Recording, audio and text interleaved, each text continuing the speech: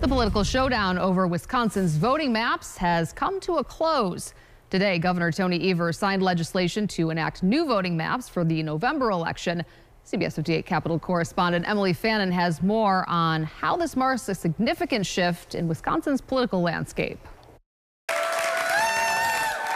With a stroke of a pen, the years-long political fight by Democrats to reshape our voting maps has ended. On Monday, Governor Evers signed new maps he drew that will significantly weaken Republicans' advantage in the state legislature. It's a new day in Wisconsin.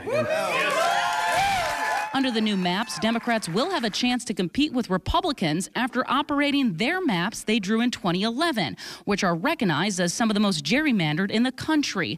Former Democratic lawmakers say this marks a new era in Wisconsin politics. It's significant, and I think eventually, if people like what Democrats have to offer, that they will, eventually have a chance maybe to be in the majority again, which wasn't possible under the maps that we had before. Evers signed his maps after a majority of Democrats voted against them because they preferred having the state Supreme Court pick a new map instead. One of those no votes was Senator Mark Spreitzer of Beloit, who said the governor made the right decision despite his concerns. My vote was never about the map itself. It was about the process. It was about making sure we looked at all the legal angles. But I am certainly optimistic that we are not going to see challenges. GOP leaders say they ultimately passed Evers' maps because they were the most favorable to them. Senate Majority Leader Devin LeMahieu said these maps are not perfect, but these maps have the most competitive districts of the remaining maps the court was considering.